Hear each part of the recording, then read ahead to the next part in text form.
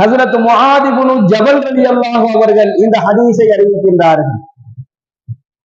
பெருமானார் ஸல்லல்லாஹு அலைஹி வஸல்லம் அவர்கள் கூறுகின்றார்கள், ஆடுகளை வேட்டையாடும் ஓநாயை போன்றவன் சைத்தான். ஆடுகளை வேட்டையாடக்கூடிய ஒரு ஓநாயை போன்றவன் தான் சைத்தான்.